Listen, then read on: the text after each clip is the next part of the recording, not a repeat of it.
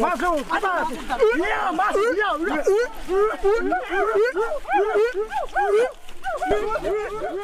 Kayu besi rawa sepanjang 17 meter ini disiapkan untuk membuat salib. Melihat panjangnya, timbul pertanyaan, siapakah yang akan disalib? Siapapun itu, pasti sesuatu yang lebih besar dari mereka. Tapi Frankie Woro, Casimilus Awe, dan warga suku Auyu di Papua Selatan ini tak akan melukai siapapun. Mereka memakai salib ini sebagai tanda perlawanan.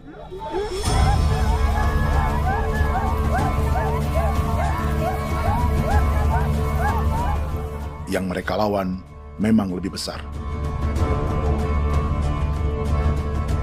yaitu pemerintah Republik Indonesia. Pemerintah sedang mengincar 2,5 juta hektar hutan orang Papua untuk proyek tanaman industri pangan dan energi.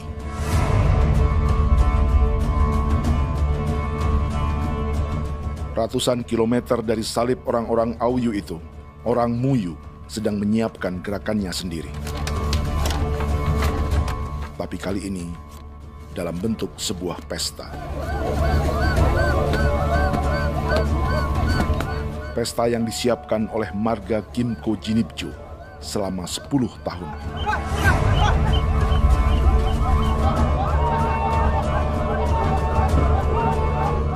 Sosok di marga ini adalah Willem Kimco, orang asli Papua yang tak punya kartu identitas kewarganegaraan manapun.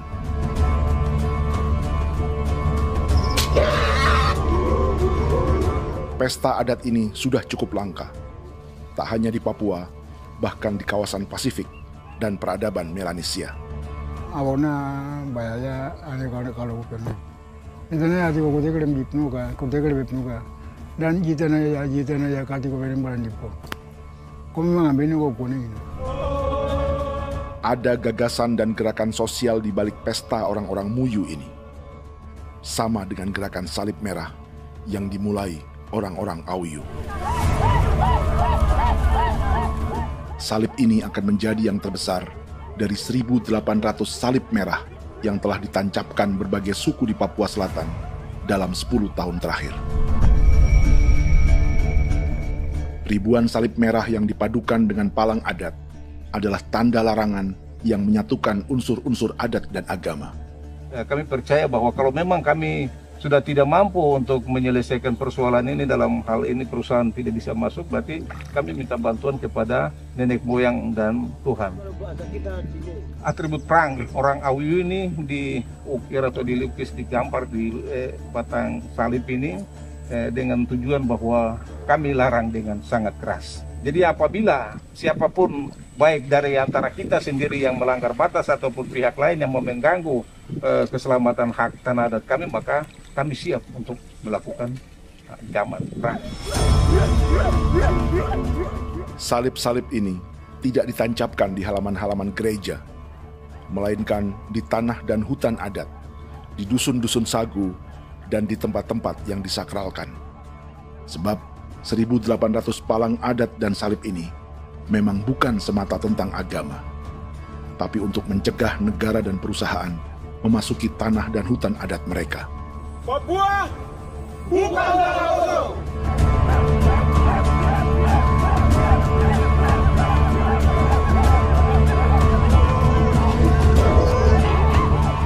Di zaman TikTok ini, kami ingin menceritakan semua ini lewat film yang pendek.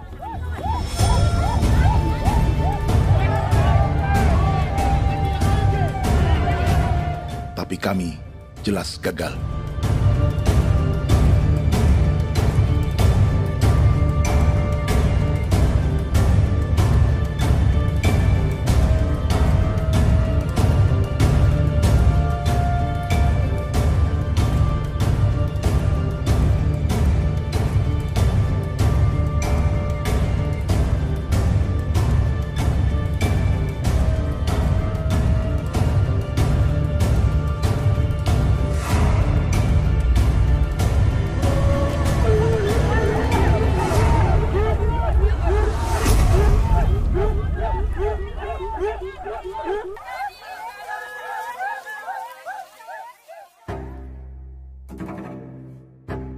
Di planet ini, ada 5 pemilik hutan hujan tropis terluas yang tersisa. Kongo di Afrika, Brazil, Peru, Bolivia, dan Indonesia.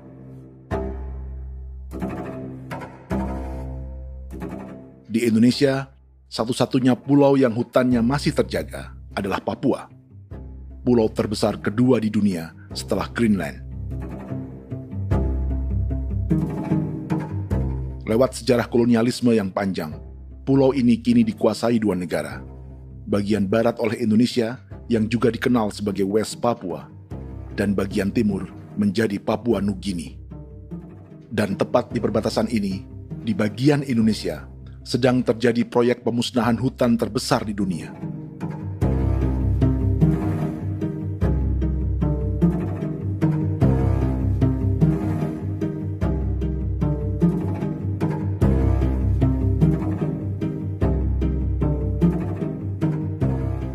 Pemerintah Indonesia sedang membuka lebih dari 2,5 juta hektar hutan untuk sawit, tebu, padi, dan peternakan. Ini disebut proyek strategis nasional untuk lumbung pangan dan energi yang jadi ambisi 3 presiden. Bagian terbesar direncanakan untuk mencetak sawah seluas 1,3 juta hektar. Lalu bagian lain akan ditanami tebu seluas 560.000 hektar untuk gula dan bioetanol. Setiap liter bensin di Indonesia akan dicampur bioetanol 10% atau E10. Ada 10 perusahaan di proyek ini, dan semuanya dimiliki oleh 1 keluarga saja. Berikutnya, ada areal sawit seluas 400.000 hektar untuk biodiesel. Targetnya mencampur 50% solar dengan minyak sawit atau B50. Dan terakhir, pemerintah akan membuka peternakan seluas 380.000 hektar. Jadi, apa yang salah dengan proyek pangan dan energi ini? 5 orang Papua dalam film ini akan menjawabnya.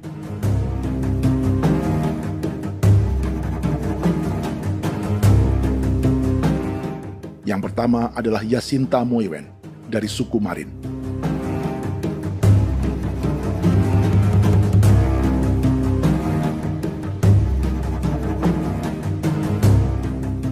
Yasinta dan warga di distrik Ilwayap di Merauke sudah menjadi korban.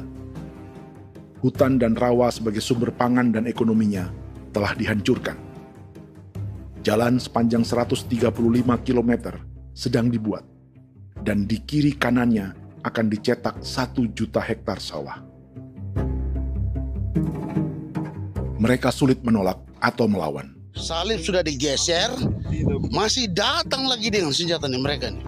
Karena proyek ini juga dijaga tentara. Macam-macam senjatanya.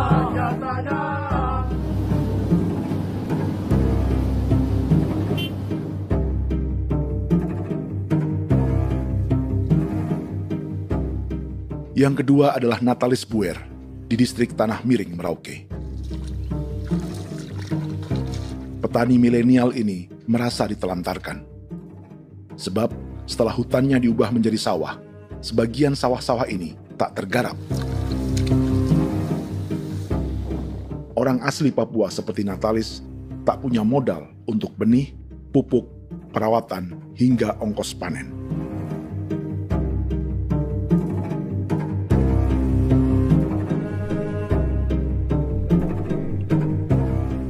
Orang ketiga adalah Vincent Kuipalo dari suku Yenan di distrik Jagebob, Merauke. Vincent dan suku Ye sedang menjadi korban. Hutan adat orang-orang Ye sedang dihancurkan untuk perkebunan tebu dan bioetanol. Tanah mereka juga diincar untuk markas-markas militer, pasukan yang akan menjaga proyek pangan dan energi ini.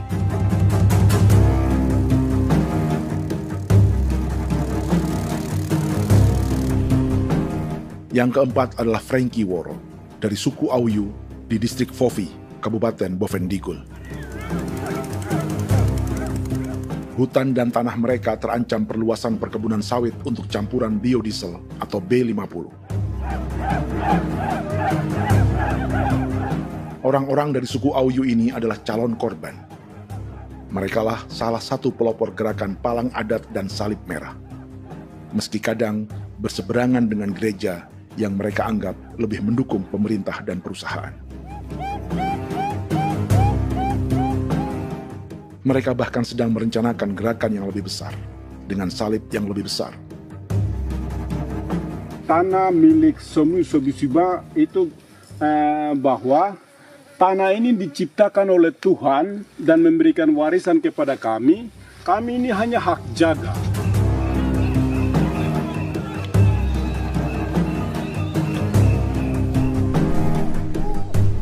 Sosok kelima adalah Willem Kimco dari suku Muyu di Bovendigul.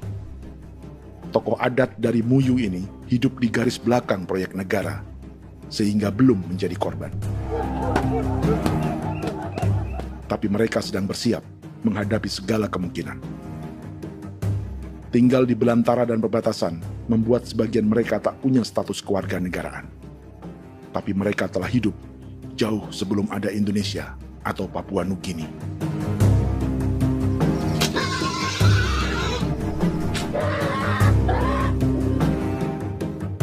Kelimanya mewakili jutaan orang asli Papua yang sedang terancam eksistensinya.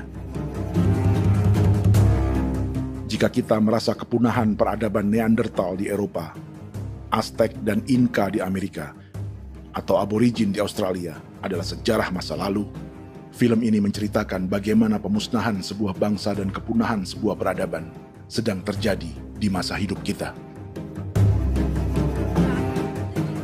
Kepunahan bukan karena kerusakan lingkungan dan ruang hidup semata, juga karena dihantam 60 tahun operasi militer.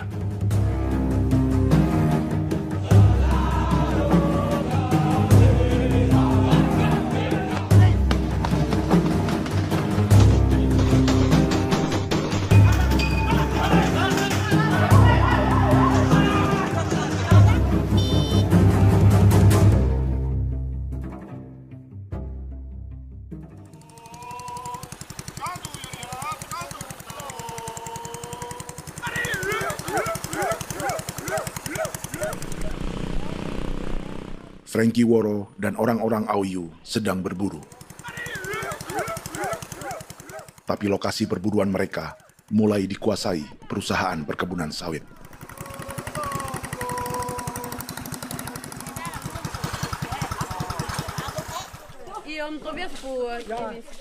Kita akan menuju arah ke Inabusu. Di sana kami akan masuk di wilayah konsesi perusahaan PT Indo Asiana Lestari, dan di situ ya ada survei-survei mereka yang mereka pernah lakukan, tapi juga kami ada lakukan tanda-tanda saksi di sana.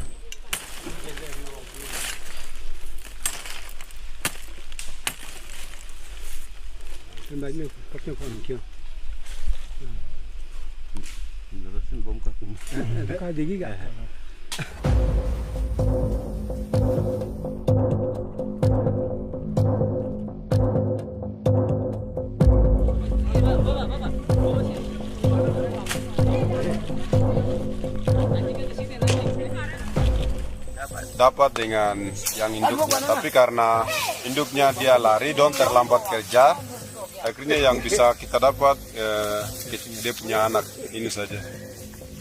Ini kalau pakai bahan kayak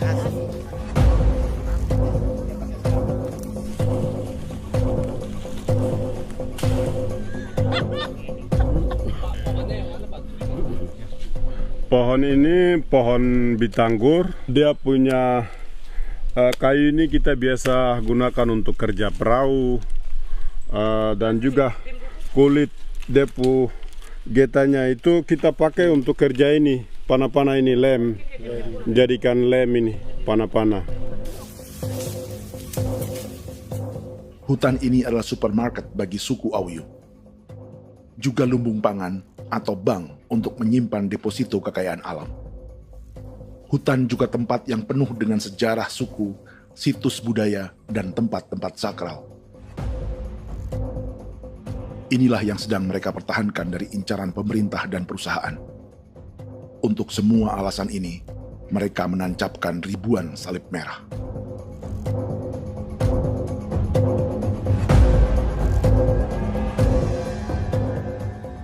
Tapi dari kampung, warga suku Auyu memberi kabar pada Frankie tentang intimidasi oleh aparat negara agar mereka melepas tanah ke perusahaan sawit dan berhenti memasang palang adat dan salib merah. Ada beberapa titik yang saya sudah siap, tetapi di sini emergensi dari saya, terutama di Kampung Sokanggon, PT Damai Timber. Dia mengganggu saya dengan menggunakan kekerasan maupun pihak hukum. Dan kemarin saya ada pernyataan penolakan secara resmi, tapi masih tetap dengan menggunakan pihak hukum untuk masuk, untuk harus dituntut saya untuk harus diterima perusahaan itu. Kita di situ ada 15 marga, tetapi 15 marga juga tidak setuju. Marga-marga siapa yang terima dan marga-marga mana saja yang menolak. Nanti kita lihat dari pertimbangan itu, dan di situ dan kita undang mereka untuk bicara dengan kami. Sebagai sosok yang aktif dalam gerakan, warga Auyu terus memberi informasi lapangan kepada Frankie yang tak selalu berada di kampungnya. Izin pernyataan yang mereka paksa saya untuk tanda tangan itu, tapi sementara saya tidak tanda tangan. Data semua ada di tangan saya. Ya. Baik, kalau gitu itu lebih bagus karena tanda tangan itu yang berbahaya. Iya. Tanda tangan itu yang lebih berbahaya karena sekarang ini modern dan canggih, dan itu yang mereka biasa pakai untuk tipu muslihat. Mereka biasa pakai itu di tanda tangan itu. Betul. Dari Bambisa juga di Sofia dia masuk untuk memaksakan kami marga untuk harus menerima perusahaan itu. Tapi kemarin kami sudah menolak. Babinsa di sini nama bosku. Itu yang sekarang strategi militer yang sekarang mereka pakai. Jadi yang penting masyarakat itu yang benar-benar mau menolak siap dukung ketua marga siapa yang nanti tampil. Ini adalah peta konsesi sawit untuk biodiesel dalam proyek strategis nasional. Dan di distrik Fofi inilah, orang-orang Auyu hidup dari sungai dan hutan. Tapi Frankie di Bovendigul masih lebih beruntung. Setidaknya dibandingkan Yasinta Moyen di Merauke yang sudah kehilangan hutan dan rawanya.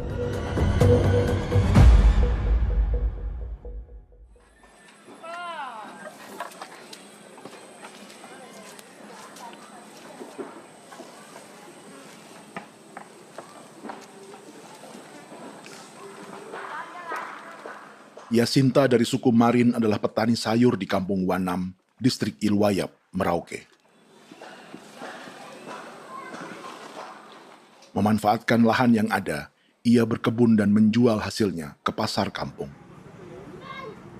Ini ekonomi warga di Wanam untuk menghasilkan uang, lalu memberi barang kebutuhan yang tak bisa mereka produksi sendiri. Tapi kehidupan sebenarnya ditopang oleh ekosistem hutan dan rawa. Inilah sumber pangan utama dan peradaban mereka.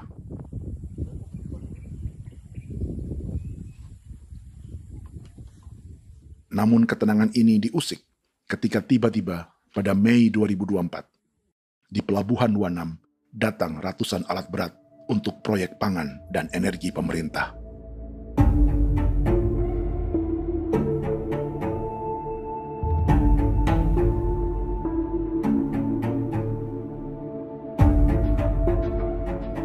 Kami masyarakat setempat kami tidak tahu.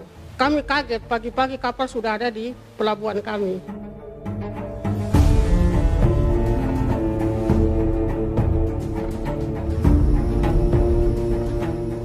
Yasinta Moiwen atau Enrika Gebze dan warga lainnya tak pernah diajak bicara atau dimintai pendapat. Seakan-akan Papua adalah tanah kosong. Kita suka kaget yang dong bawa turun alat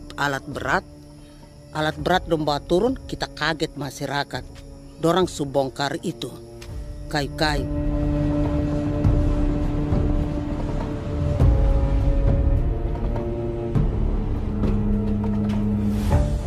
Bersamaan dengan alat-alat berat itu, juga berdatangan tentara Indonesia untuk mengawal proyek pembukaan hutan milik Jacinta.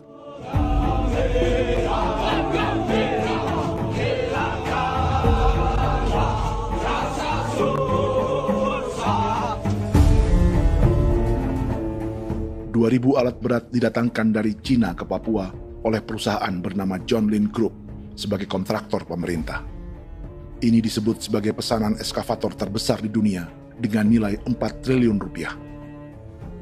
Misinya membuka hutan dan rawa milik orang Marin, salah satunya untuk membangun jalan sepanjang 135 km. Sementara di kiri kanannya akan dicetak sawah yang ditargetkan seluas 1,3 juta hektar.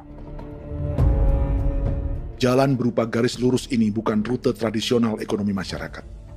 Jalan ini akan menghubungkan kawasan perkebunan sawit dan tebu di sebelah timur, juga untuk mobilisasi pasukan militer. John Lin Group adalah perusahaan yang dimiliki Andi Samsudin Arsyad atau yang dikenal dengan Haji Isam. Sebagian orang mengenalnya sebagai pengusaha yang hobi balapan mobil.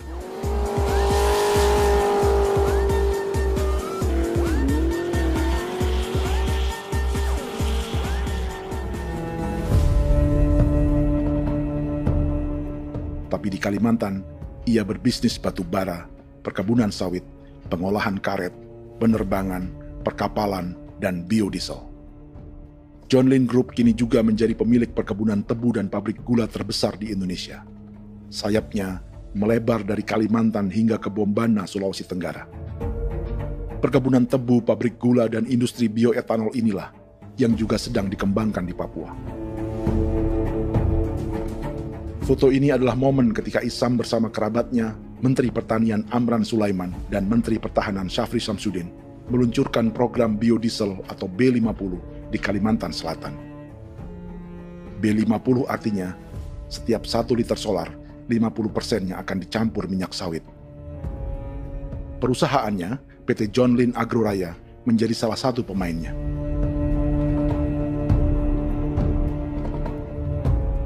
Sepanjang tahun 2025, saham PT John Lin Agroraya pernah naik hingga 700%.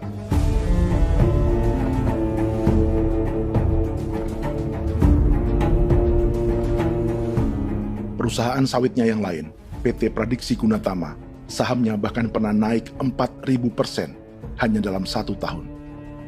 Dari harga saham ini saja, nilai kekayaan keluarga Isam diperkirakan mencapai 100 triliun rupiah lebih, menjadikannya salah satu keluarga terkaya di Indonesia dan salah satu pemain penting industri bioenergi.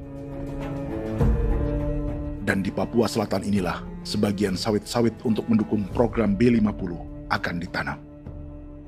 Inilah tanah orang-orang Wambon, Muyu, Marin, Yei, atau Auyu seperti Frankie Wor.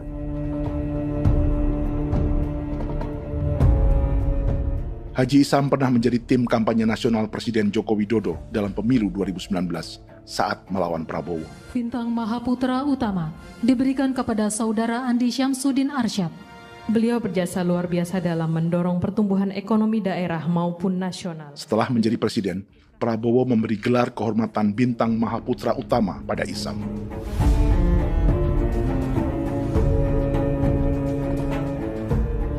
Sejumlah menteri Prabowo, juga kerabat dan orang-orang yang pernah bekerja di perusahaan Isam.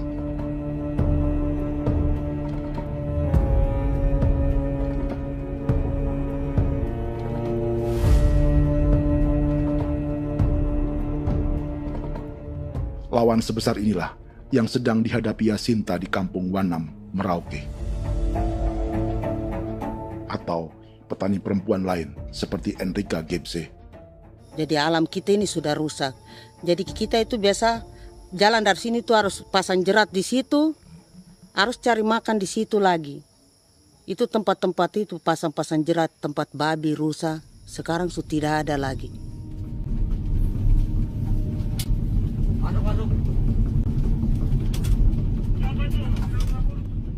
Rekaman ini memberi gambaran bagaimana Kasuari kehilangan rumah di bekas hutan dan rawa.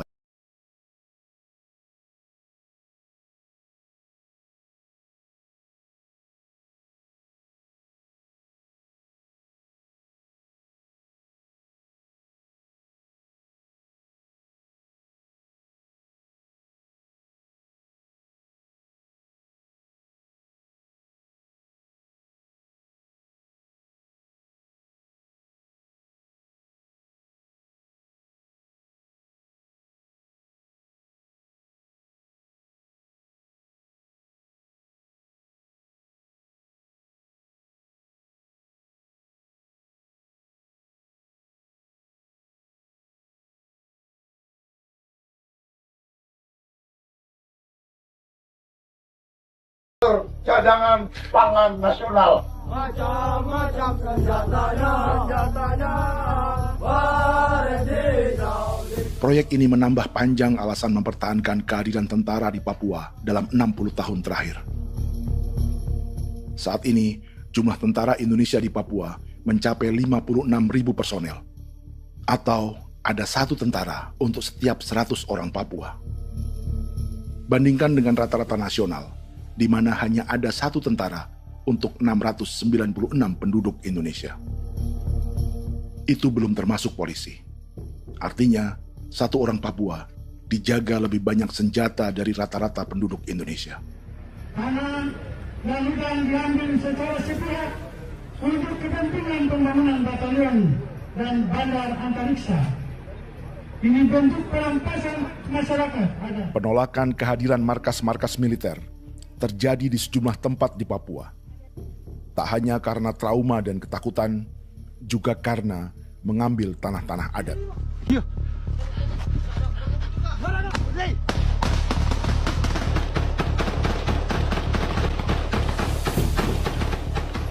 Salah satu alasan mengapa militer terus ditambah di Papua, karena masih ada perlawanan dari Organisasi Papua Merdeka atau OPM selama 50 tahun terakhir.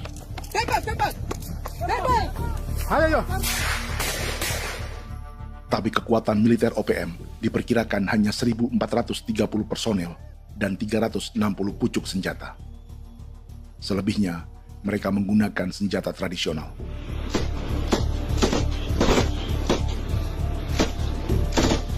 Dengan demikian, kekuatan tentara dan polisi di Papua 58 kali lebih besar dari gerilyawan Organisasi Papua Merdeka.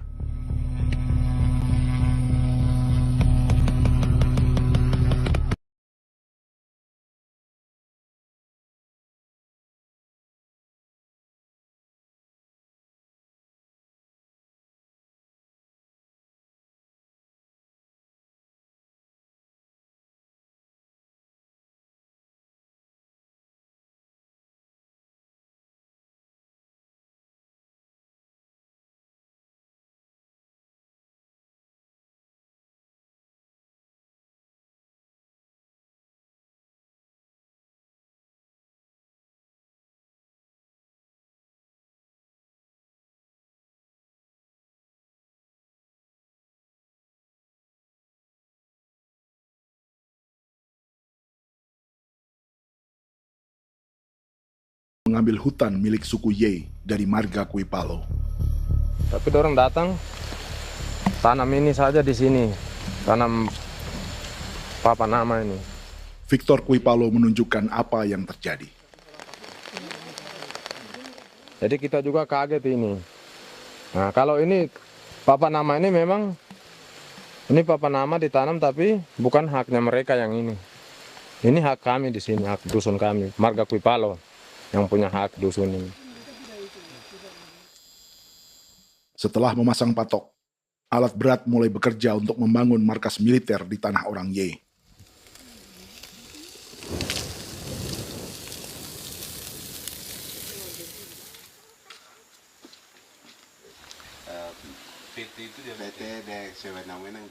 Kehadiran markas militer mengkhawatirkan warga yang pernah mengalami trauma. Takut kenapa? Kalau macam yang awal macam sekarang bu kampung hidup ini kan aman. Terus kenapa harus didirikan korem di sini? Bukankah dengan adanya Korem semakin aman ada tentara di sini? Kalau untuk Bukampung kayaknya tidak bisa aman kalau ada tentara, paling masyarakat dipukul itu ini. Kalau Bukampung hidup begini malah saya sejahtera dan saya punya masyarakat. Apa pernah ada pengalaman buruk sebelumnya dengan tentara di daerah sini? Ada yang cerita waktu pos-pos di sini tuh di 13, 12 itu zaman katanya Patimura. Memang kasihan. Malah kita punya orang ini yang dianiaya betul, dipukul. Disuruh kerja bakti tidak mau atau lama mencari, namanya kita pangkur sagu itu butuh waktu 1 minggu. Kalau lama begitu ya paling diseret apa pukul itu. Operasi militer Indonesia di Papua dimulai tahun 1962 lewat Operasi Trikora. Tapi perlawanan bersenjata pertama di Papua baru dilakukan tahun 1965 di Manokwari. Nanti tanggal 1 Mei jam 12.30 pemerintahan di Irian Barat mutlak akan jatuh di tangan.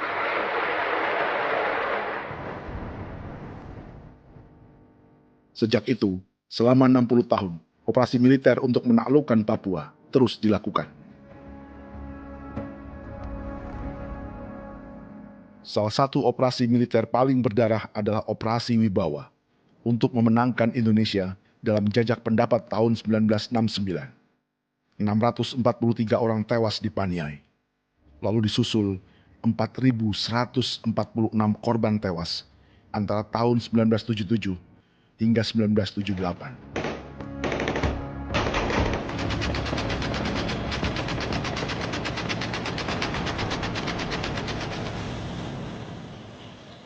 Operasi militer ini menimbulkan gelombang pengungsian hingga kini. Dewan Gereja Papua mencatat 103.000 orang menjadi pengungsi pada tahun 2025 dan nyaris tak diberitakan media-media Jakarta. Jumlah pengungsi terbesar tercatat di Nduga yang mencapai 20.000 jiwa. Banyak di antaranya yang sedang hamil, seperti Jubiana, salah satu pengungsi Nduga. Jadi ini takarik mesti kaki be muguruk berselari di namen wane kosem. Bigari me. Tegirik munene nimbo mesle berselari ne. Wam darik lek prak nda oi kore bangal no so ndak lo yo nanda me anet ndang no yat nde nanen di ko nerwa membri wal marwa. Tegirik munene wa tri bel no semana. Ngal siya kaya berkumpulnya masalah orang me wako suluk. Ri namen wani ko semane kuman nak wani ndemo ko ndak misri namen bre ko lo nak no semane ne. Nebe minit waru ra kana bi nindige. War be mino pragit de laina bulan Maret April yana mana kantan barang na lire na bamne. Jubiana lalu menamai anaknya pengungsi Kogoya. Selain Jubiana, juga ada Emma dari Maibrat yang melahirkan di hutan. Sampai di kampung gini, katanya bilang ada tentara yang bangun jembatan. Nah, capek itu juga pun masih tahan. Kembali lagi ke hutan lagi. Itu sampai sejatuh di tengah jalan. Orang sampai terbanting di kayu semuanya. Berasa sakit begitu. Melengkapnya tuh Domika Serli, pengungsi Wako. Masyarakat sipil dari Kampung Aitrem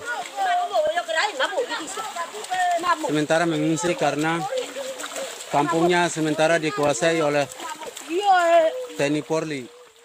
Seratusan ribu pengungsi di Papua saat ini jauh melampaui jumlah yang mengungsi ke Papua Nugini tahun 1984, yaitu 10.000 orang karena menghindari operasi militer.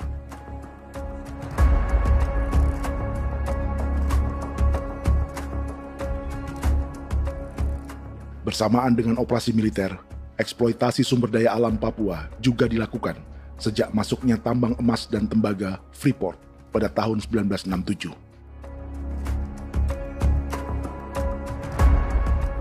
Disusul perkebunan sawit awal tahun 1980-an. Lalu ada perburuan buaya untuk diambil kulitnya. Sebelumnya, ada eksploitasi gas alam di Teluk Bintuni, pencarian besar-besaran kayu gaharu, atau pembukaan hutan tanaman industri. Ini belum termasuk perburuan dan perdagangan ikan arwana di selatan Papua, penebangan kayu merbau dari hutan-hutan Jayapura, emas di Blok Wabu Intan Jaya, bahkan nikel di pulau-pulau kecil Raja Ampat. Dan kini, dalam skala yang belum pernah terjadi dalam sejarah, Papua dipaksa mencetak sawah, tebu untuk bioetanol, dan sawit untuk biodiesel.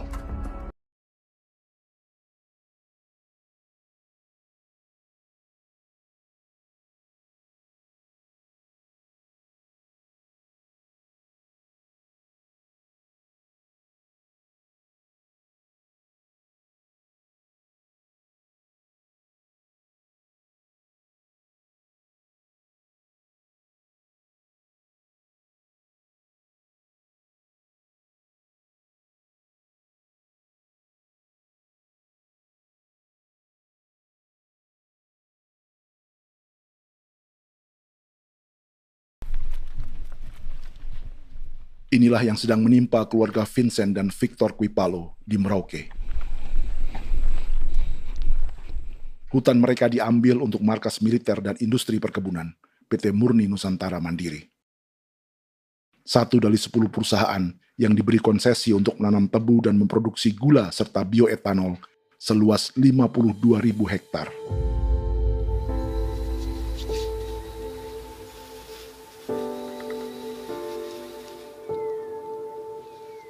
Perusahaan ini dianggap mengambil hutan dan tanah orang-orang Ye, terutama marga Kuipalo, yang memiliki hak adat terhadap 2.300 hektar hutan.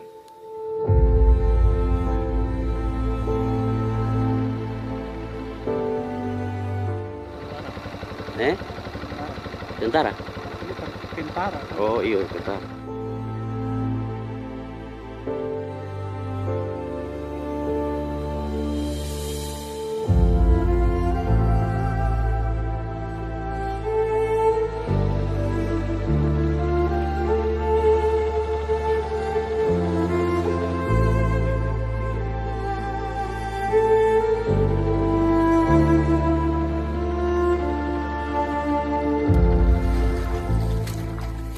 Keluarga Kuipalo sedang melihat apakah perusahaan semakin mengancam tanah mereka.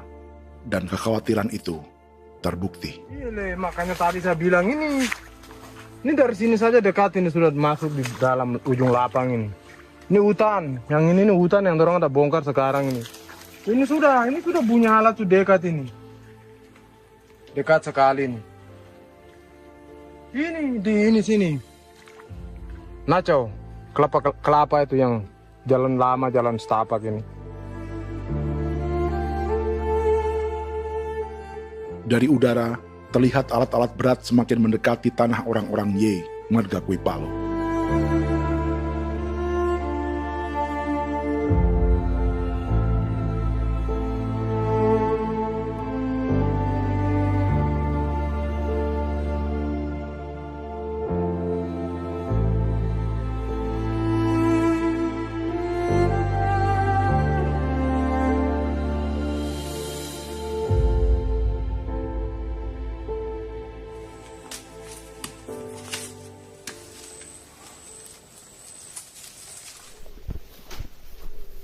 Keesokan harinya, Victor dan kerabatnya memberi tanda cat merah di pohon-pohon yang berada di batas tanah mereka.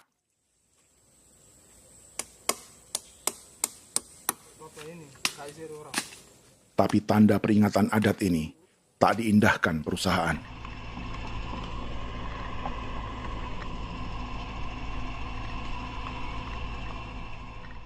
Dua bulan kemudian, perusahaan tetap memasuki tanah marga Kuipalo. Sama-sama. Kami manusia, kau lihat. Sudah sakit hati sekali saya kasih tahu adik. Ini sama baik kalau pikiran berubah lagi hari ini. Kami juga punya tangan, hanya beda rambut. Mister itu juga. Woi, buka. Tidak.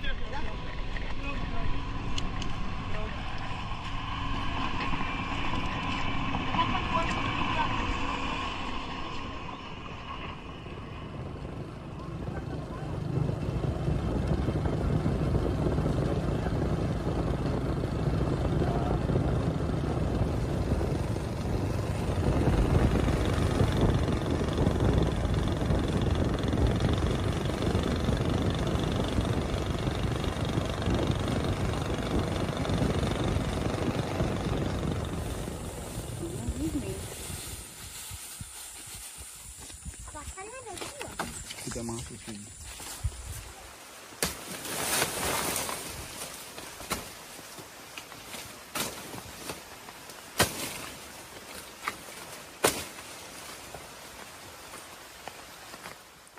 Jadi ya untuk itu seperti saya katakan tadi, apakah lebih baik kita tidak usah ada kan atau bagaimana, kita pisahkan, pisahkan dari negara ini kan, jangankan tuh. Saya kemarin bicara sama Daniel, datang sama saya dengan persoalan Kodam ini, saya bilang Pak Daniel kalau lebih baik saya ngungsi ke Papua Nugini. Dia bilang, aduh Bapak jangan begitu. Ya memang kalau tidak bisa menghargai kami, lebih baik pilihan yang itu yang saya memilih. Lebih baik saya pindah dari sini. Saya mengungsi ke Papua Nugini, di negara tetangga. Masih di laut. Apa?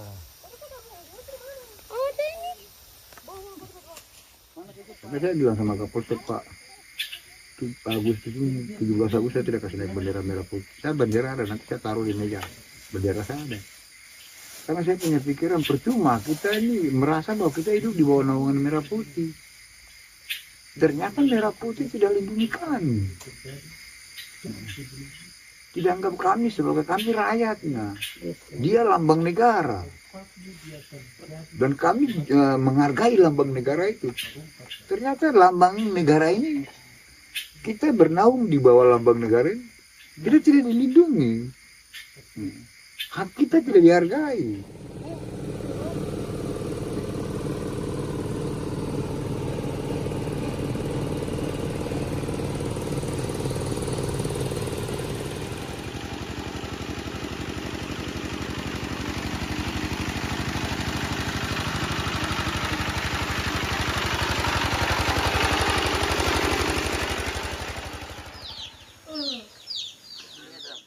Marga Kuipalo dari suku Ye terus mendapat teror dan intimidasi agar melepas tanah mereka yang hanya dihargai Rp300.000 per hektar.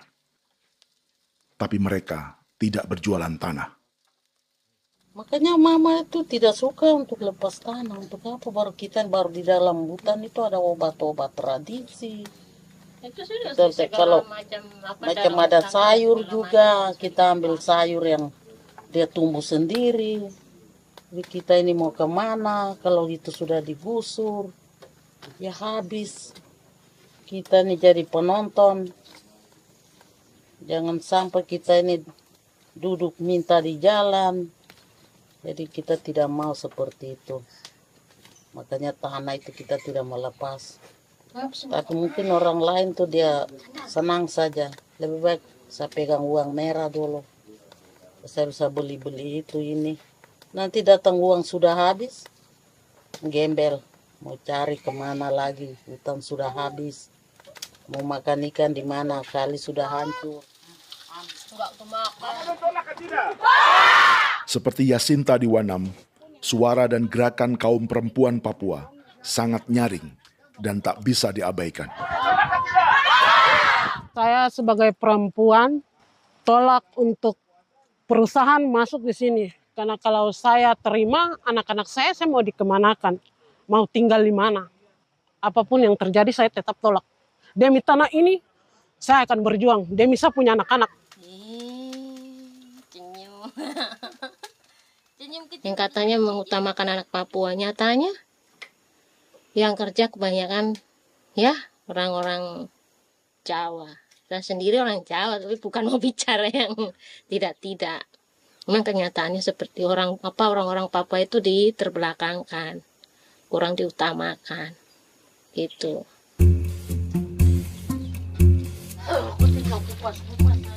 Proyek food estate seperti mencetak sawah, bukannya tak diikuti warga Papua.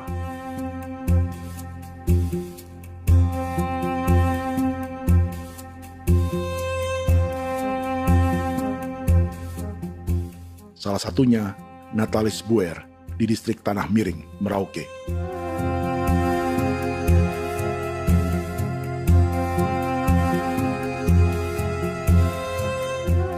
Setelah menghabisi hutan, pemerintah Indonesia mencetak sawah untuk tanaman padi karena beras mulai menjadi makanan pokok menggantikan sagu.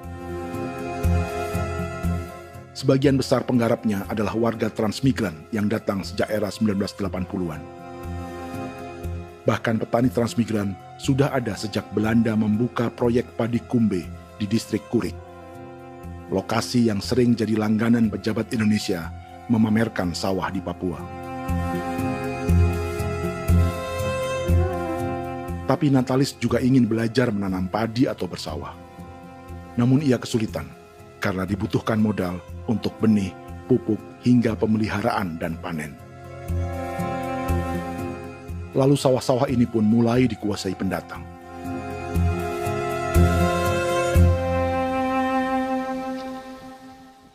Tapi sejauh ini di kampung kami ini yang saya lihat memang ada kelompok kami punya di sini yang sudah tergabung dalam Gapoktan, kemudian masuk dalam optimalisasi lahan.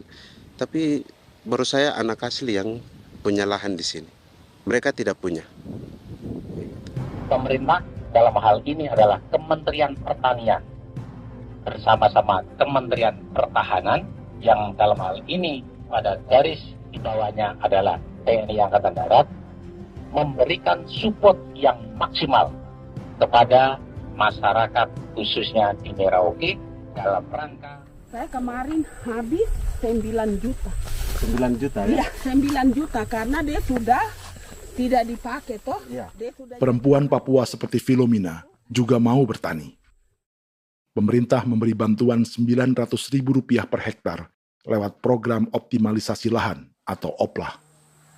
Tapi dibanding biaya produksi dan harga jual gabah, Filomena mengaku berkali-kali rugi dan kini memutuskan tak lagi menggarap sawahnya. Terus kita harus cari uang untuk kondek. Betul. Karung kita beli. Karung beri sendiri lagi. Tenda kita beli. Ini dari yang offline ini don tidak siapkan. Tidak ada. Tidak ada ya, jadi mama don sendiri. Itu yang saya ada bilang, 900.000. Itu modal untuk kerja sawah ini. Mulai dari kerja sampai nanti panen. Panen. Wih, ngeri sekali. Iya, lucu toh? Tidak dapat itu. Betul, Mam. Kalau disuruh tanam ubi berhektar-hektar, mari datang. Kita tahu cara rawatnya bagaimana, iya. Tanamnya bagaimana, tanam model bagaimana supaya hasilnya model begitu. Kita tahu. Kalau yang ini kan kita baru belajar. Sebagian hutan milik warga Senayu di Merauke sudah dibuka untuk sawah dan kebun tebu oleh PT Global Papua Abadi. Proyek pertanian ini dikerjakan oleh Kodim Merauke. Mereka melepas sebagian tanah karena ingin belajar bertani. Saya punya nenek moyang tidak ajar saya tanam padi. Tapi saya mau berubah. Generasi saya yang berikut ini besok lusa tidak bisa makan pisang, sagu. Namun program optimalisasi lahan yang dijanjikan dengan berbagai bantuan tak dirasakan Filomena. Obat rumput beli, obat padi beli, jonder kita bayar, bahkan bibit masih kurang, cari bibit lagi beli. Jadi saya memang kalau program pemerintah saya sama sekali saya tidak suka. Baku tipu saya.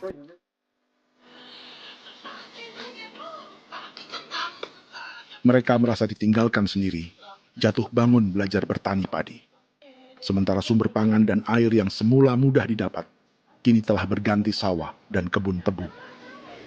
Dulu kita masih bisa jalan, nanti masak di kali, pakai air kali. Minum pakai air kali. Sekarang kok mau masak? Tidak ada air. Air sudah susu, mau minum tidak bisa. Sudah dengan obat. Drone semprot itu saja drone. Drone yang semprot. Saya lihat di itu. Jadi kita bukan drone yang terbang di atas untuk disemprot. Dong lempar pupuk di bawah ya dia mengalir ke kali. Mengalir ke kali ke rawa-rawa.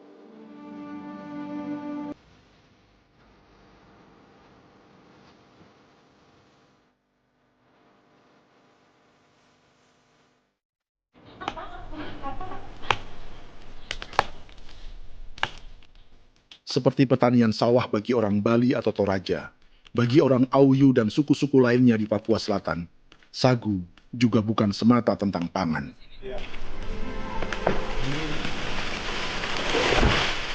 Bagi orang Auyu dan Marin, sagu adalah kerabat, sosok orang tua, sosok nenek moyang yang harus dijaga dan dilindungi. Lagi bikin apa mama ini mama?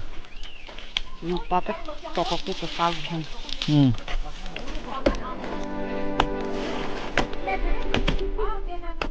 Kami diingatkan oleh leluhur, sagu itu tidak boleh digusur dan tidak boleh diganggu dengan cara apapun, dan di dalam rangka kepentingan apapun tidak boleh. Kamu harus bela bahkan sampai nyawa pun harus menjadi taruhan demi membela keselamatan pergerakan sagu di atas tanah ini.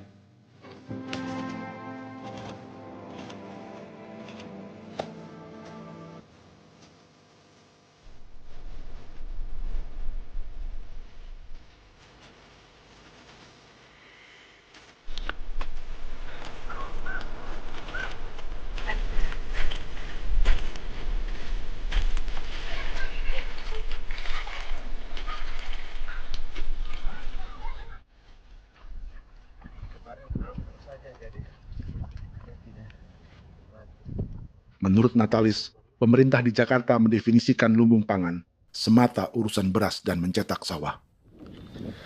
Sebenarnya orang Papua itu bukan tidak bisa bertani. Kami tanam ubi itu bagian dari pertanian. Nah, pertanian yang dimaksud oleh pemerintah itu harusnya selalu, itu kalau bisa pemerintah harus spesifikkan. Pertanian apa yang dimaksud? Pertanian tanam padi atau pertanian tanam ubi, petasan dan lain-lain. Ini yang harus dispesifikkan dulu. Begitu, sehingga tidak menjustifikasi kami orang asli Marin bahwa kami tidak bisa bertani. Bukan. Kami buka kebun besar-besar di sana, bahkan bermeter-meter, ratus-ratus meter pakai sekop, bukan pakai ekskavator, tapi ini pakai skop. Itu pertanian, begitu. Bagi Natalis, alih-alih memaksimalkan sawah-sawah yang sudah ada untuk petani Papua, pemerintah selalu membuka hutan baru, seperti dikerjakan perusahaan John Lynn Group dan melibatkan tentara. Padahal, sejarah keterlibatan militer dalam proyek food estate atau cetak sawah adalah sejarah kegagalan yang bertubi-tubi 4 presiden selama 30 tahun terakhir.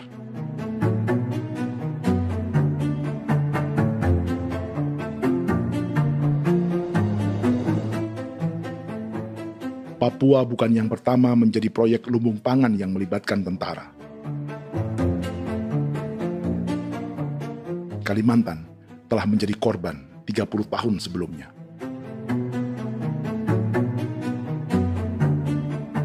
Ini adalah bekas hutan yang sudah dibuka di Pulang Pisau, Kalimantan Tengah. Tahun 1996, di era Presiden Jenderal Soeharto, ia menghabisi 1 juta hutan di lahan gambut untuk mencetak sawah demi memenuhi ambisi swasembada beras, bukan swasembada pangan. Hutan tropis Kalimantan dihabisi dalam skala yang belum pernah terjadi dalam sejarah. Di bawah rezim militeristik, tak ada yang berani melawan keinginan Soeharto, termasuk orang Dayak seperti Kuneng. Nggak bisa dihalangi itu. Nggak boleh dihalangi. Ya kalau ada kata-kata aja menghalangi, sudah kita diseret ke kepolisian dulu. Atau bisa langsung di PKI-kan. Iya, di PKI-kan gitulah. Jadi kita tuh nggak berani apa-apa dulu tuh. Ya. Apa maunya aja. Misal bilangnya A. Setahun setelah pengundulan hutan skala besar itu, tahun 1997, untuk pertama kalinya Kalimantan mengalami kebakaran lahan dan kabut asap terbesar dalam sejarah.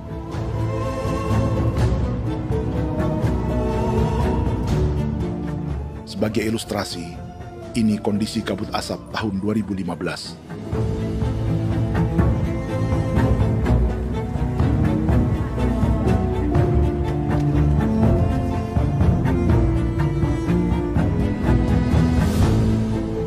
Proyek 1 juta hektar sawah Jenderal Soeharto itu gagal. Bendungan dan saluran irigasi mangkrak hingga kini. Mei 1998, rezim Soeharto tumbang. 2 tahun setelah ia menumbangkan jutaan hektar pohon di Kalimantan. Setiap tahun, lokasi ini menyumbang kebakaran dan kabut asap yang merugikan jutaan orang. Sawah yang berhasil di Kalimantan justru bukan sawah yang dibangun Jenderal Soeharto, melainkan yang dirintis para transmigran sejak era 1980-an. Sawah-sawah inilah yang ikut digarap oleh militer di era Presiden Joko Widodo. Dan hasil dari proyek food estate Presiden Jokowi itu sama sekali jong nih, nggak ada harapan lagi sudah seperti ini.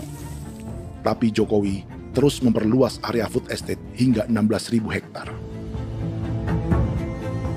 Presiden Jokowi juga menyerahkan urusan lumbung pangan ini kepada Prabowo yang saat itu menjadi Menteri Pertahanan.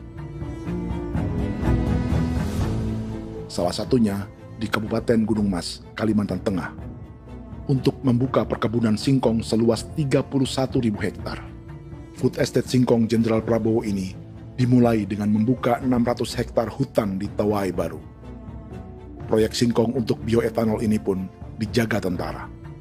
Dan seperti Jenderal Soeharto, proyek Jenderal Prabowo ini pun gagal.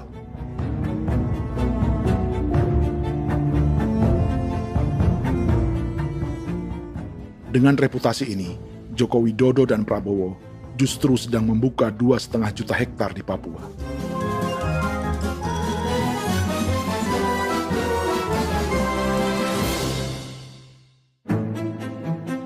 Setelah Jenderal Soeharto, Presiden Jenderal Susilo Bambang Yudhoyono juga mencoba membuka food estate di Papua sejak tahun 2010. Namanya Merauke Integrated Food and Energy Estate atau MIFE. Proyek ini juga gagal. Lalu di lokasi yang sama, Jokowi berusaha meneruskan dengan proyek mencetak sawah 1,2 juta hektar yang juga gagal. Sekarang yang paling siap adalah 1,2 hektar. Yang 1,2 juta hektar. Dan kini, Prabowo yang pernah gagal dengan 600 hektar singkong di Kalimantan justru akan mengulangi di Papua dengan skala 2,5 juta hektar. Di daerah Papua pun harus ditanam kelapa sawit supaya bisa menghasilkan juga BBM dari kelapa sawit. Dalam setiap proyek pangan dan energi di Papua, yang lebih menonjol bukan tanaman pangannya, melainkan untuk energi atau bahan bakarnya. Sawit untuk biodiesel dan tebu untuk industri bioetanol. Ada 10 perusahaan yang diberi konsesi hingga 0,5 juta hektar untuk tebu. Dan 10 perusahaan itu dimiliki oleh 1 keluarga saja.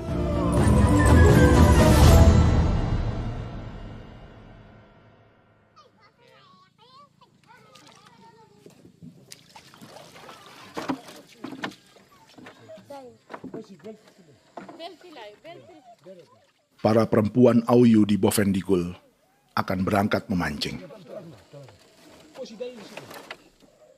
Priska Beni membantu menyiapkan perahu.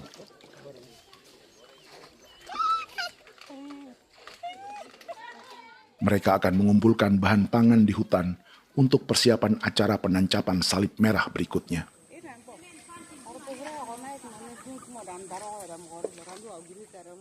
Priska sudah mengambil posisi memancing.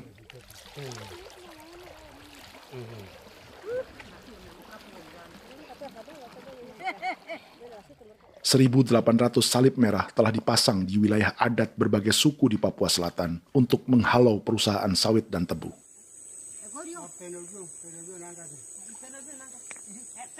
Maria Tebung yang paling muda datang membawa hasil. 2 ekor ikan gastor alias gabus toraja. Sebagai generasi Z, pendidikannya sampai sekolah dasar.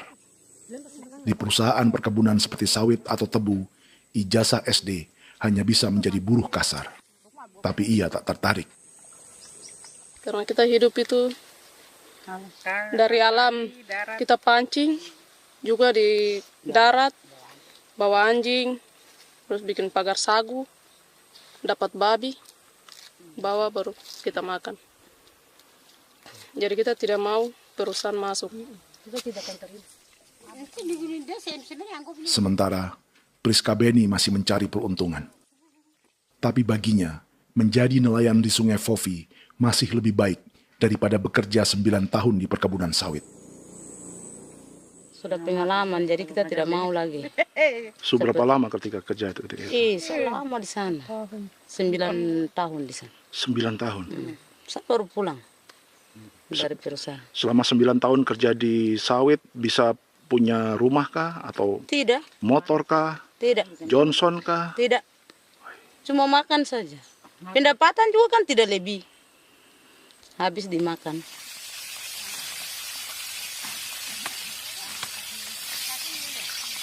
Satu minggu libur berapa hari? Tidak libur. Minggu tetap kerja? Tetap kerja. Tidak bisa ke gereja? Hari Minggu kerja. Hari Minggu juga kerja. Dia tidak mengenal agama perusahaan itu. Di grup perusahaan sawit Korindo, Priska digaji 2 juta rupiah per bulan dan tinggal di mes karyawan. Tapi gaji itu dipotong bahan makanan atau BAMA rata-rata 1 juta rupiah setiap bulan. Korindo adalah grup perusahaan yang salah satu usahanya adalah hutan tanaman industri dan sawit di Bovendigul dan Merauke. Di Papua, mereka memakai bendera PT Tunas Sarwa Ema. Perusahaan ini pernah memberi bantuan pada Keuskupan Agung Merauke. Keuskupan Merauke belakangan mengeluarkan pernyataan mendukung proyek strategis nasional di Papua. Umat Katolik yang memprotes sikap gereja tersebut ditangkap polisi. Jadi selama 9 tahun tidak bisa nabung? Tidak. Makan saja. Makan saja. Makan saja. Menabung bagaimana? Keperluan banyak. Sudah sampai. Habis di anak-anak uang sekolah. Uang 1 juta itu mana sampai. Mau nabung juga tidak cukup. Sudah pengalaman, jadi kalau di sini perusahaan mau masuk tidak.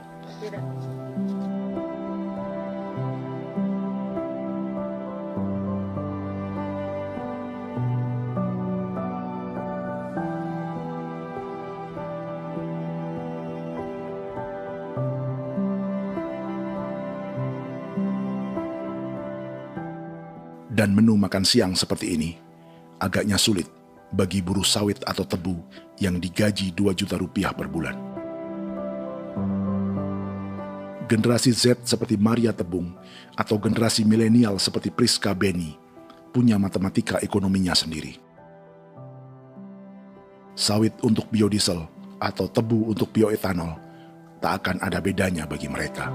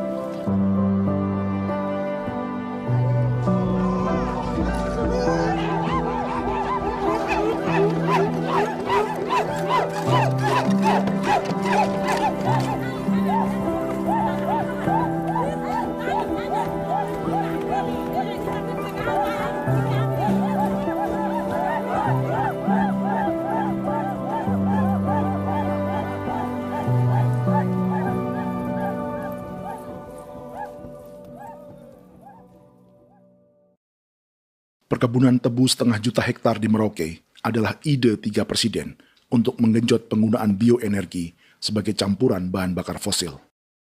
Selain swasembada pangan, swasembada energi di daerah Papua pun harus ditanam kelapa sawit supaya bisa menghasilkan juga BBM dari kelapa sawit. Juga tebu menghasilkan etanol. Singkong, kasava juga untuk menghasilkan etanol.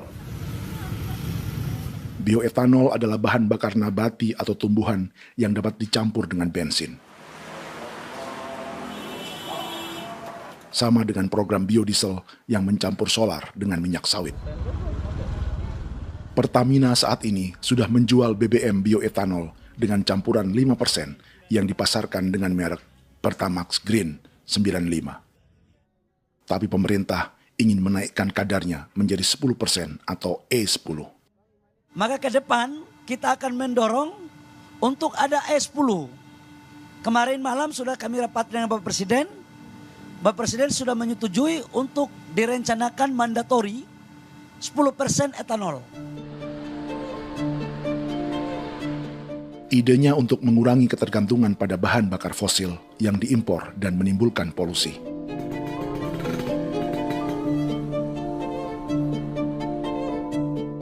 Tapi bioetanol bukannya tak mengorbankan lingkungan, hutan, rawa, dan manusia. Karena program E10 membutuhkan 7,3 miliar liter bioetanol, maka lahan yang dibuka untuk menanam tebu bisa mencapai 1,3 juta hektar. Sementara saat ini, luas perkebunan tebu di Indonesia hanya 500 sampai 600 ribu hektar. Artinya, butuh lahan baru hingga 800 ribu hektar untuk menanam tebu. Dan 500 ribu hektar diantaranya sedang dibuka di Papua. Hutan yang tadinya untuk menumbuhkan pangan berubah jadi tanaman untuk bahan bakar di jalanan. Kecepatan pulihnya hutan beradu dengan jumlah dan kecepatan kendaraan di jalanan.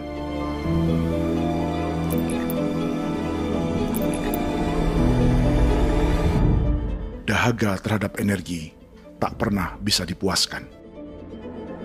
Setelah minyak sawit untuk biodiesel, dunia kini merambah singkong, jagung, dan tebu untuk bioetanol.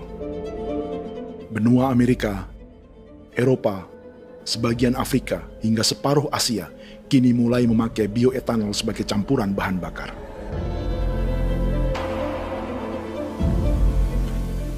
Selain perebutan lahan, masa depan dunia juga dibayangi semakin mahalnya harga pangan karena persaingan antara perut manusia dengan tangki kendaraan. Ini adalah lokasi perkebunan tebu dan bioetanol PT Murni Nusantara Mandiri yang mengancam tanah Vincent Quipalo dan orang-orang Ye di Merauke. Beberapa kilometer di selatan adalah PT Global Papua Abadi yang mengancam tanah orang-orang Muyu dan Marin. Dua perusahaan ini adalah bagian dari 10 perusahaan yang mendapat konsesi lahan untuk tebu dan bioetanol di Merauke. Batas konsesi mereka bahkan sama dengan batas negara Indonesia dengan Papua Nugini. Salah satu ciri bahwa peta konsesi ini dibuat di Jakarta dari atas meja. Sama seperti kolonial Inggris dan Belanda ketika mereka membagi Pulau Papua dengan garis lurus pada abad 19. Seakan Papua adalah tanah kosong. Bedanya, meski peta konsesi ini mengatur batas 10 perusahaan, tapi perusahaan-perusahaan ini sebenarnya dimiliki oleh satu keluarga saja. Ini nama 9 dari 10 perusahaan tebu dan bioetanol di Merauke, Papua. 99% saham mereka dimiliki sebuah perusahaan bernama PT Merauke Nusantara Manis. Sementara 1% sisanya dimiliki PT Merauke Gula Mandiri. Tapi saham kedua perusahaan ini dimiliki PT Merauke Sugar Group. Dan perusahaan ini, 90% sahamnya dimiliki pengusaha bernama Angelia Bonaventure Sudirman, serta perusahaan bernama Zico Trust dan Resource Harvest. Lalu 10% lainnya dikuasai PT Papua Energi Abadi, yang pemiliknya adalah Dudi Christian dan Angel Madeline. Sekarang, mari kita lihat siapa mereka. Angelia Sudirman adalah keponakan dari salah satu konglomerat sawit Indonesia, Martias Fangiono. 9 perusahaan di Papua ini berada di bawah bendera Merauke Sugar Group. Dan Merauke Sugar Group hanya satu dari 7 grup perusahaan milik keluarga Fangiono.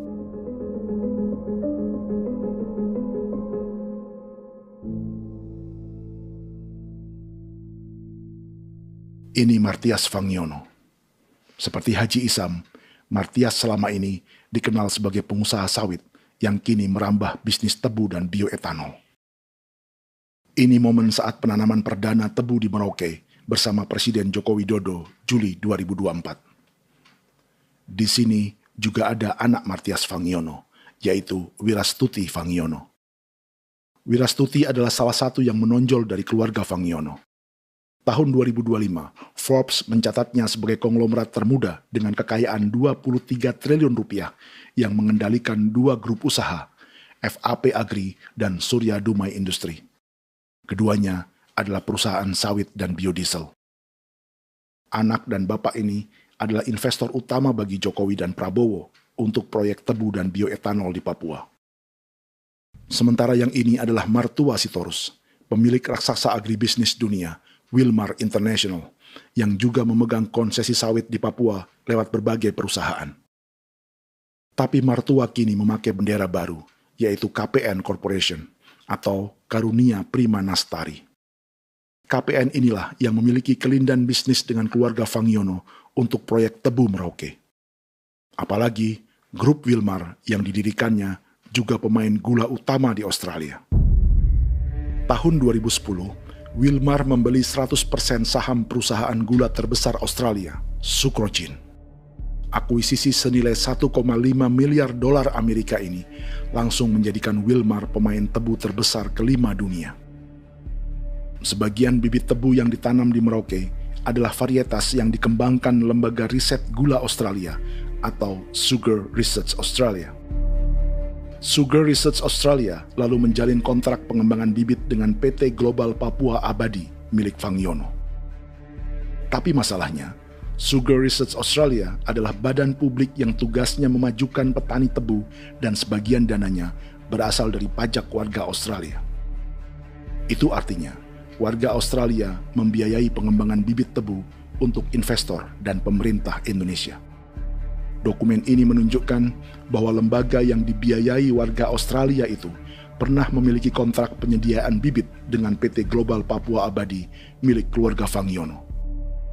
Kontrak itu baru berakhir pada November 2024. Artinya, saat Presiden Jokowi dan keluarga Fangiono menanam bibit tebu pada Juli 2024 ini, kontrak itu masih berlaku. Nama lain dalam keluarga ini adalah Siliandra Fangiono, yang pada tahun 2024 dijuluki Raja Sawit Termuda dengan kekayaan 39 triliun rupiah dalam catatan Forbes. Ia mengendalikan grup First Resources. Secara umum, keluarga Fangiono memiliki 20 perusahaan di Sumatera, 32 perusahaan di Kalimantan, 1 di Jakarta, 2 di Singapura, dan 25 perusahaan di Papua. Di Papua, perusahaannya tersebar dari Sorong, Mapi, hingga Merauke. Para politikus dan pejabat Indonesia terus membesarkan konglomerasi, meski Martias Fangiono pernah divonis 1,5 tahun penjara karena kasus pembalakan liar dan kebun sawit ilegal tahun 2007. Sementara tahun 2022, Wilmar terlibat kasus korupsi ekspor minyak sawit dan divonis mengembalikan kerugian negara 11,8 triliun rupiah. Tumpukan uang ini disebut sebagai pembayaran dari grup Wilmar yang diterima secara simbolis oleh Presiden Prabowo pada Juni 2025 lalu. Tapi peran raksasa biodiesel dan bioetanol dunia ini belum akan surut di Indonesia. Bahkan sebaliknya. Sebuah dokumen presentasi bisnis dari Wilmar International Limited pada tahun 2010 ini bisa menjadi petunjuk. Presentasi ini bagian dari proses pembelian 100% saham raksasa tebu Australia, Sucrogin. Dalam presentasi ini, Wilmar mengaku ditawari konsesi lahan 200.000 hektar di Papua, atau dulu disebut Irian Jaya, untuk menanam tebu. Dengan penerbangan hanya 2,5 jam dari kantor Sucrogin di kota Townsville ke Merauke, Wilmar akan mengawinkan bisnis gula dan bioetanolnya menjadi pemain dunia. Dan lokasi yang diincar oleh Wilmar adalah distrik Ilwayap di Merauke, kampung halaman Yasinta Moiwen. Dan persis disinilah, 14 tahun kemudian, ribuan eskavator John Lynn Group milik Haji Isam mulai membuka hutan sebagai kontraktor pemerintah. Presentasi dan gagasan ini dibuat oleh Wilmar pada Juli tahun 2010. Sebulan kemudian, Agustus 2010, pemerintah Presiden Susilo Bambang Yudhoyono meluncurkan proyek Lumbung Pangan dan Energi Merauke atau Merauke Integrated Food and Energy Estate. Targetnya membuka lahan 1 juta hektar dalam 5 klaster yang masing-masing 200.000 hektar. Angka yang sama dengan presentasi Wilmar. 5 tahun kemudian, 2015, giliran Presiden Joko Widodo yang mau melanjutkan proyek pangan dan energi 1,2 juta hektar. Menjelang pensiun sebagai presiden, Jokowi kembali menggencarkan proyek ini dan melibatkan Prabowo sebagai Menteri Pertahanan. Jokowi lalu mendukung Prabowo sebagai presiden berpasangan dengan anaknya, Gibran Rakabuming Raka sebagai wakil presiden. Kini, setelah menjadi presiden, giliran Prabowo yang melanjutkan proyek bioetanol dan biodiesel dengan memobilisasi militer dan melibatkan pejabat-pejabat yang juga para elit partai koalisinya.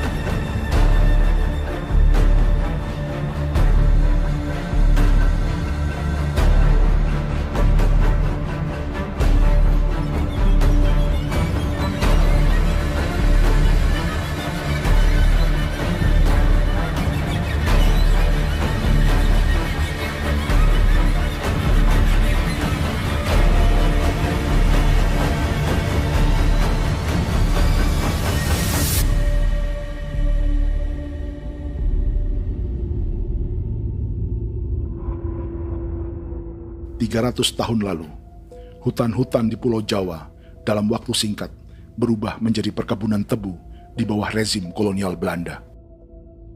Orang Jawa menjadi buruh dan petaninya dipaksa menanam tebu. Dari kolonialisme dan politik tanam paksa itu, Belanda memperkaya negara dan para investornya. Tak puas membuka hutan untuk perkebunan di Jawa dan Sumatera, kolonial Belanda menanam tebu hingga di Suriname dan mengerahkan ribuan orang Jawa sebagai buruh pada tahun 1890. Inggris yang sudah menguasai negara seluas India dan Papua Nugini pun masih menanam tebu jauh di tengah Samudra Pasifik, di tanah orang-orang Fiji. Lalu memindahkan puluhan ribu orang India menjadi buruh di sana. 200 tahun sebelumnya, ratusan ribu orang Afrika bahkan diperbudak untuk bekerja di perkebunan-perkebunan tebu Spanyol dari selatan Eropa hingga Karibia, Kuba, atau Jamaika. Jika dulu tebu menjadi gula atau emas putih, kini cerita kolonialisme tebu berlanjut di Papua untuk bahan bakar nabati atau bioetanol. Dan seperti semua cerita tentang kolonialisme, akan ada yang berpesta dan ada yang membayar. Dalam setiap cerita pesta kolonialisme, baik di Jawa, Karibia, atau di Papua, selalu melibatkan para elit lokal, dari pejabat, perwira, hingga agamawan. Tapi dalam setiap kolonialisme, juga selalu ada cerita tentang mereka yang mempertahankan diri dan melawan.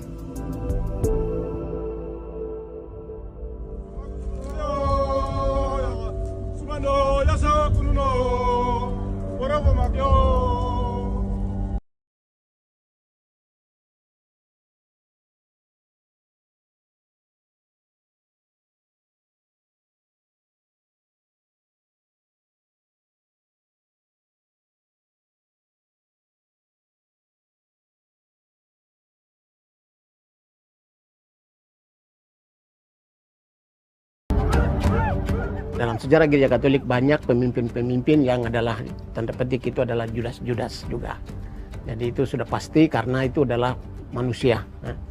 Satu sisi sebagai manusia dalam perjalanan digoda, apalagi ada dalam posisi-posisi jabatan, ya mungkin banyak tawaran-tawaran lain, lalu disitulah terjadi pergeseran keberpihakannya kepada misi gereja tadi itu untuk umat, untuk mereka yang tertindas.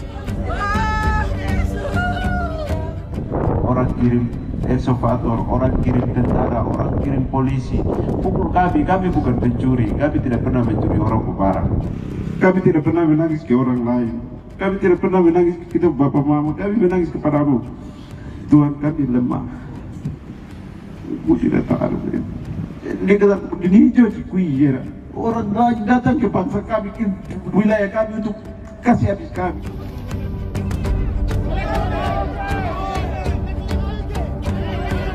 Ya Hakimam Dehi, Ya Hakimam Dehi, Bono Ya Hadikul Dehi, Bono Ya Hadikul Dehi. Kita buat sasi seperti begini untuk menolak perusahaan apapun yang masuk di tanah kami. Kalau kita kasih, kita bikin rusak sekarang, kita punya generasi berikutnya mau dapat kemana. Jadi kita nyatakan sikap di sore hari ini, kami tolak. Apa yang dilakukan pemerintah untuk PSN adalah kejahatan. Pemerintah bagian dari kejahatan, aktor perusak dan pembunuh terhadap negara, terhadap alam, hutan, terhadap manusia. Jadi negara jadi aktor pembunuh. Jadi Pilatusnya siapa? Negara, pemerintah Jakarta ini. Tanah Wiu bukan kosong. Masyarakat adat kami siapa? Perusahaan tolak. Biar nasab.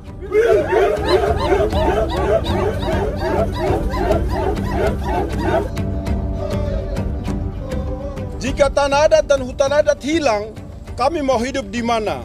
Maka di sini saya mau bilang, negara jangan tipu-tipu kami lagi.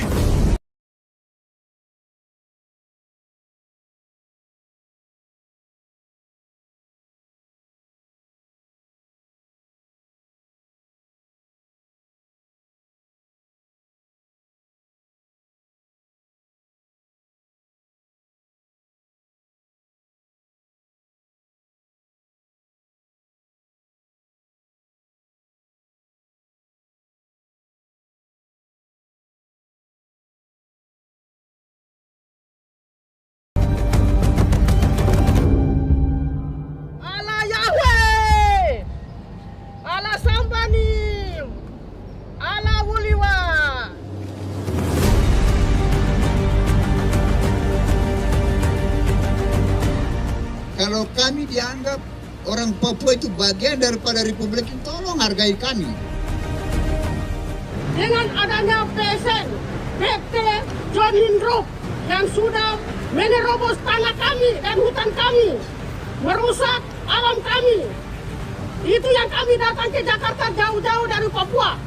Kami mau bersuara kepada Bapak Presiden Prabowo Subianto, di mana keadilan untuk masyarakat Papua.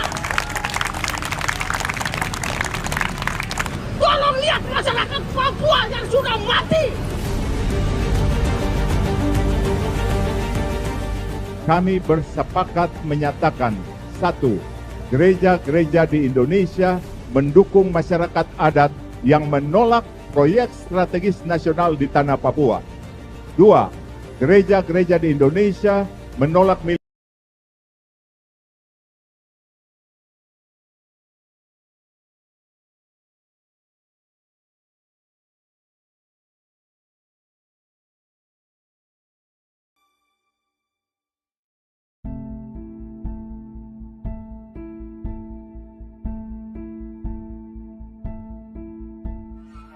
Kita sering merasa banyak hal buruk sudah jadi cerita sejarah.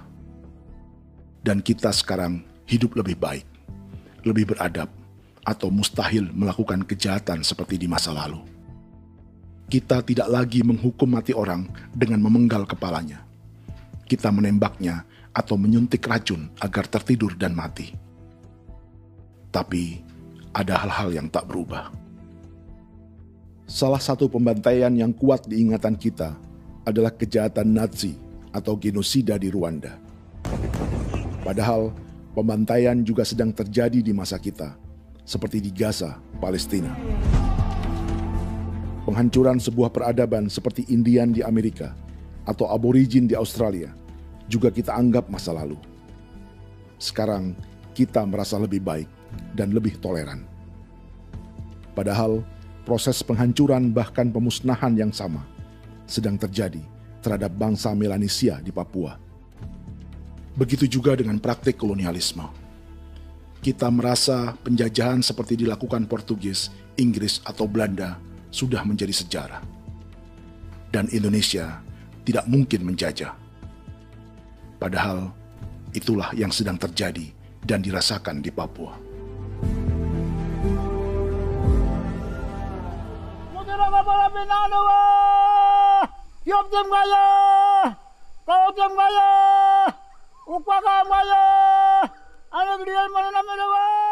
Jalannya sejarah ini disadari Willem Kimco di pedalaman Bovendigol, Papua. Hidup terpencil dan tak tersentuh urusan negara bukan berarti selalu aman.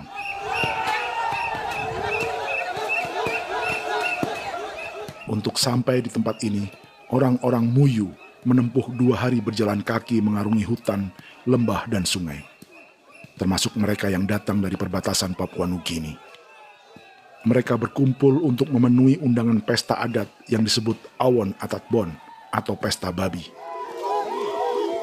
Yang mengundang adalah marga Kimco Jinipjo. Yang dituakan di marga ini adalah Willem Kimco. Ia tak punya kartu tanda penduduk dan kewarganegaraan manapun, baik Indonesia atau Papua Nugini.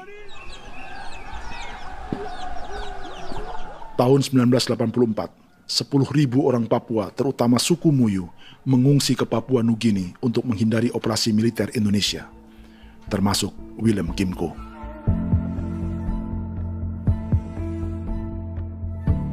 Apa yang membuat pesta adat ini istimewa? Apa bedanya dengan acara serupa yang dihadiri pejabat, tokoh agama, LSM, atau yang direkam oleh kru televisi dan konten kreator? 18.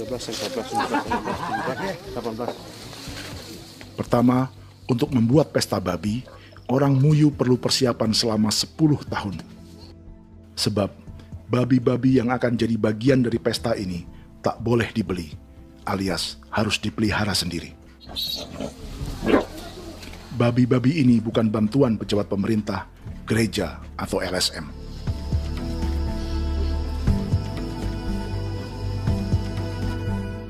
Yang kedua, babi-babi ini tidak dipelihara di kandang. Jadi punya nama babi ini kah? Harimau. Harimau? Harimau. Dia kulit dengan ini. Bulu di harimau, macam harimau begitu kan. Kasih nama harimau. Setelah diberi nama, mereka dilepas liarkan di hutan sejak kecil. 10 tahun kemudian, jika tiba saatnya pesta, para pemburu akan mencari mereka di dalam 479 hektar hutan milik marga Kimco.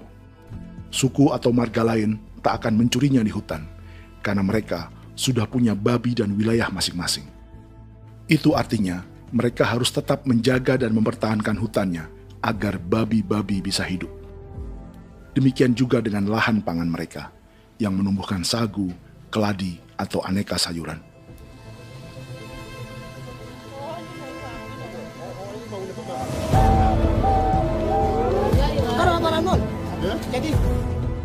Yang ketiga, dalam Awon Atatbon atau pesta babi, binatang ini tidak dimakan secara gratis. Setiap marga atau klan dalam suku Muyu akan membayar jerih payah tuan rumah menjaga hutan dan memelihara babi.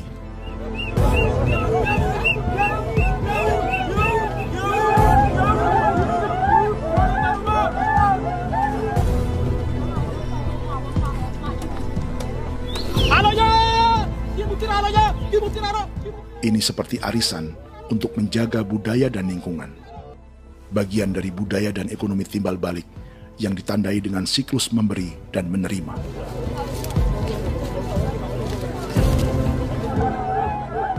Ini juga cara orang Muyu membangun dan memperluas aliansi. Awon bet begul bet. Ulan yau kando bet. Asat bet anani, asat bet jene liga anani. Oh, ado amte nani. Menini tene yage. Kepo ke mau ko di mana? Kepo ke mau mayat nih. Kep tetek mau yang kep kan bet wini ke iftore wen. Ne tene ya kadek me. Oke, kepo nanti ku to ke mau kepo ke pasak ku to nani. Kon kene man gini wan. Koko kati bolon ya bengo. Koko kuning bolon ya. Jika Willem Kimco dan marganya bisa menjaga hutan dan wilayahnya, marga lain ikut diuntungkan sebagai sebuah ekosistem. Demikian juga sebaliknya. Alasan keempat, mengapa pesta babi ini memiliki tempat khusus dalam peradaban orang Muyu, karena Willem Kim Ko khawatir peradaban mereka akan punah, menyusul ancaman terhadap ekosistem dan hutan. Setiap marga atau klan harus mengkonsolidasi diri dan membangun aliansi.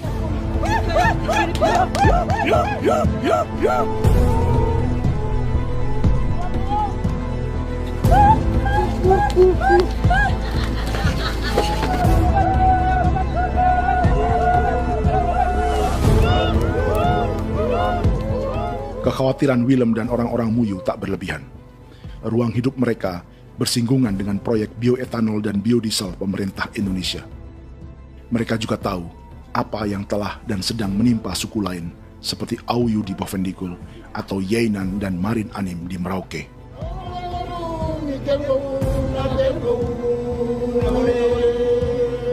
Jika suku-suku lain menggunakan palang adat dan salib merah sebagai gerakan perlawanan, orang-orang Muyu memakai pesta babi untuk mempersiapkan diri dan konsolidasi.